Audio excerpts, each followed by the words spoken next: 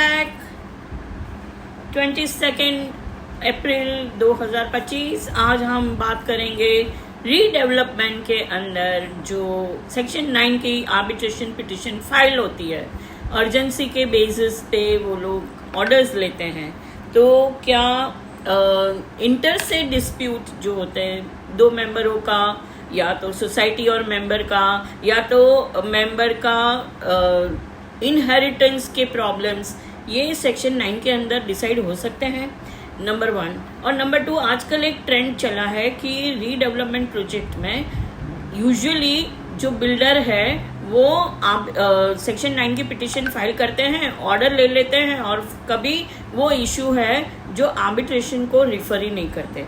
तो ऐसे में क्या करना चाहिए वो हम नेक्स्ट रील में देखेंगे, मगर अभी हम देखते हैं कि इसके अंदर कोर्ट ने क्या कहा कि आर्बिट्रेशन सेक्शन 9 पिटिशन जो है वो इंटर से डिस्प्यूट जो है रीडेवलपमेंट के वक्त पे वो मेंटेनेबल है कि नहीं।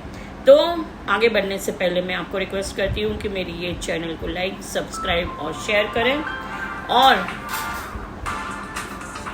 आगे बढ़ते हैं। ये केस है बॉम्बे हाई कोर्ट के सामने, elite housing LLP versus spectrum cooperative housing society limited. इसके अंदर 20 मेंबर थे, 2 मेंबरों को प्रॉब्लम थी। तो वो प्रॉब्लम क्या थी? एक का तो रिलीज डीड का प्रॉब्लम था, मतलब कि वो इंटरनल फैमिली फ्यूड था, और दूसरे में जो है वो ये कह रहा था कि जो एरिया है उसके अंदर डिस्क्रिपेंसी है। तो बॉम्बे हाई कोर्ट के सामने ये पिटिशन आई और बॉम्बे हाई कोर्ट ने कहा कि ये जो तुम्हारे इंटर से डिस्प्यूट है वो अपने अपने फोरम के सामने जाके लिटिगेट करो। सेक्शन 9 की आर्बिट्रेशन पिटिशन मेंटेनेबल नहीं है।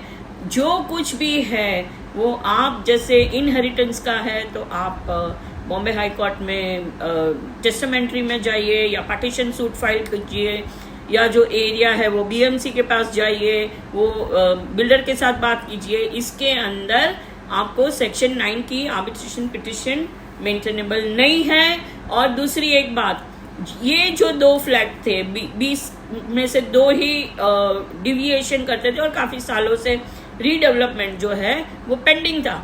तो कोर्ट ने कहा कि ये दोनों फ्लैट के ऊपर कोर्ट रिसीवर आए और जो कुछ भी उन लोगों का पेमेंट है वो कोर्ट की रजिस्ट्री में डिपॉजिट किया जाए। जब मैटर सेटल होगी, रिजॉल्व होगी, तब कोर्ट ऑर्डर जब मैटर फाइनली डिसाइड होगी, जैसे कि रिलीज डीड है तो वो लोगों का पार्टीशन सूट होगा, तो पार्टीशन सूट के अंदर सिविल कोर्ट जो कुछ भी डिसाइड करेगी वो हिसाब से कोर्ट रिसीवर पैसा रिलीज करेंगे। और कोर्ट रिसीवर को भी पावर दिया कि ये जो परमानेंट ऑल्टरनेट अकोमोडेशन है और डेवलपमेंट अग्रीमेंट है उसको साइन करने का पावर भी दिया। तो जो कुछ भी होता है, जो आप वैसे मुद्दे लेके आओ जो रियली स्ट्रांग हो।